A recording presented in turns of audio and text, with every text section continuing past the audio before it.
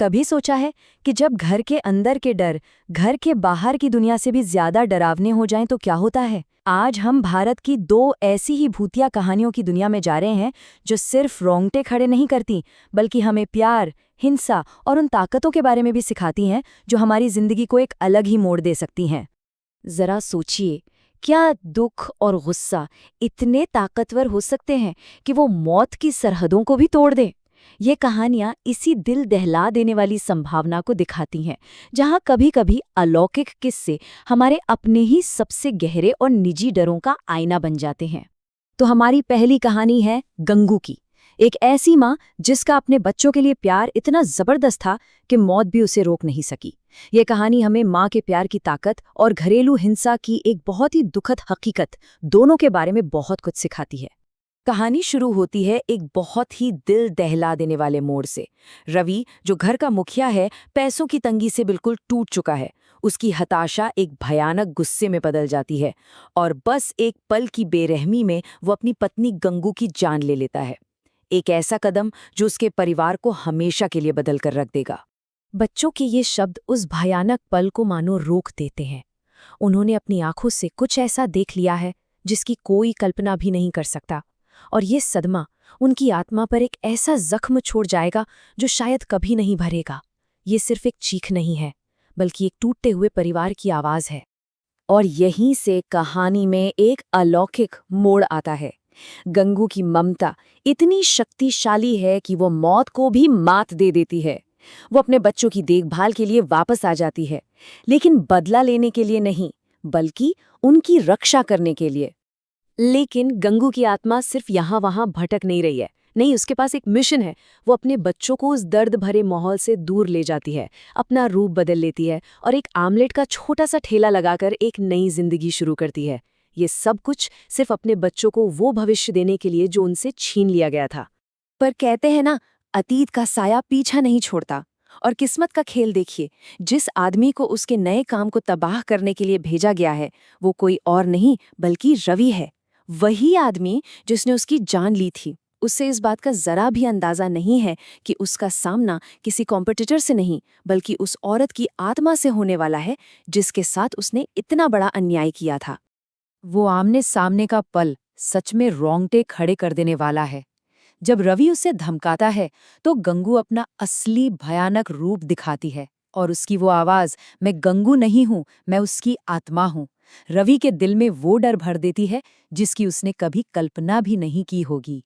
कहानी का अंत होता है पछतावे और माफी के एक बहुत ही ताकतवर मोड़ पर। जब रवि अपने बच्चों को खतरे से बचाता है तो वो अपने गुनाहों का प्रायश्चित करता है, और ये देखकर कि उसके बच्चे अब सुरक्षित हैं, गंगू की आत्मा को आखिरकार वो शांति मिल जाती है जिसकी वो हमेशा से हकदार थीं।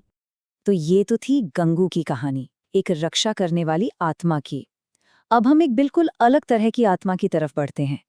हमारी दूसरी कहानी एक ऐसे डर की है जो धीरे धीरे आपके अंदर घर कर जाता है, एक ऐसे घुसपैठिए की जो आपके घर के अंदर ही मौजूद है।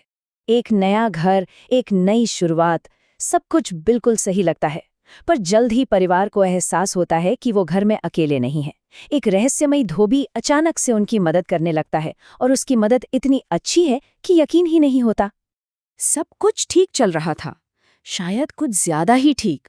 विमला जो माँ है, उसे एक अजीब सी बेचैनी होने लगती है। इस धोबी की रफ्तार तो इंसानों वाली है ही नहीं। आखिर कोई कैसे मिनटों में कपड़ों का पूरा ढेर साफ कर सकता है? ये छोटा सा सवाल एक बहुत गहरे और परेशान करने वाले डर को जन्म देता है।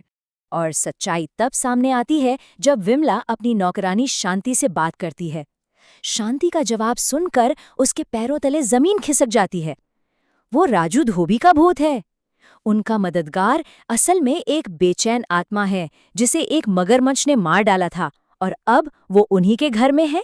और अब उस भूत का असली डरावना इरादा सामने आता है।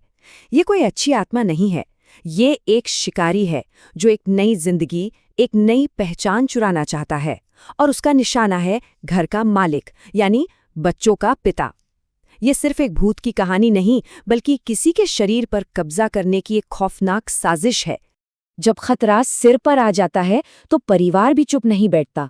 वो एक तांत्रिक की मदद लेते हैं जो इन आध्यात्मिक शक्तियों से निपटना जानता है। तांत्रिक उन्हें एक उपाय बताता है, एक शक्तिशाली पाउडर जो भूत के काले जादू को उसी के खिलाफ एक हथियार बना देगा। कहानी का क्लाइमैक्स दिमाग और जादू की एक लड़ाई है। विमला की सूझबूझ से परिवार एक जाल बिछाता है। जैसे ही भूत उन जादुई कपड़ों को छूता है, उसकी अपनी ही बुरी ताकत उसी पर पलटवार करती है। वो आत्मा जलकर राख हो जाती है और परिवार हमेशा के लिए आज़ाद हो जाता है। तो हमारे पास दो आत्माएं हैं, एक बचाने वाली और एक शिकार करने वाली। जब इन दोनों कहानियों को एक साथ रखकर देखते हैं तो ये हमें अच्छाई, बुराई और मौत के बाद के दुनिया के बारे में क्या सिखाती हैं। चलिए इनकी तुलना करते हैं। इन दोनों आत्माओं के बीच का फर्क बिल्कुल साफ है। गंगू का वजूद प्यार से बना है, वो बचाने और बनाने के लिए लौटती है। दूसरी तरफ राजू सिर्फ अपने मतलब के लिए है, वो छीनने और धोखा देने के लिए मौजूद है। एक को शांति मिलती है तो दूसरे का विनाश होता है। ये फर्क उनकी शक्तियों में भी दिखता है। गंगू की ताकतें जैसे रूप बदलना या जबरदस्त शक्ति, ये सब देखभाल और सुरक्षा के लिए हैं। वहीं राजू की ताकतें जैसे तेज रफ्तार और काला जादू, ये सब धोखे और कब्जे के हथियार हैं। और आखिर में उनका अंजाम भी उनके इरादों जैसा ही होता है। प्यार से मुक्ति मिलती है जबकि लालच विनाश की ओर ले जाता है। और यही बात इन कहानियों को सिर्फ डरावनी कहानियों से कहीं ज्यादा बनाती है। ये आज के ज़माने की नैतिक कथाएं हैं जो हमें कुछ सिखाती हैं। असल में ये कहानियां सिर्फ भूतों के बारे में नहीं है, ये हमारे बारे में है। ये हमारे सबसे गहरे डर को दिखाती हैं। घर के अंदर की हिंसा का डर, अपनी पहचान खो देने का डर। लेकिन साथ ही ये हमारी सबसे गहरी उम्मीदों को भी दिखाती हैं। एक माँ के प्यार की कभी ना खत्म होने वाली ताकत और ये विश्वास कि अंत में न्याय जरूर होता है। तो अगली बार जब कोई भूत की कहानी सुने तो एक पल रुक कर सोचें कि ये कहानी असल में किस बारे में है। ये डरावनी कथाएं हमें हमारे बारे में, हमारी उम्मीदों और हमारे डरों के बारे में क्या बताती हैं। ये सिर्फ मनोरंजन नहीं है, ये इंसान होने के सफ़र का एक नक्शा है। सोचने वाली बात है ना।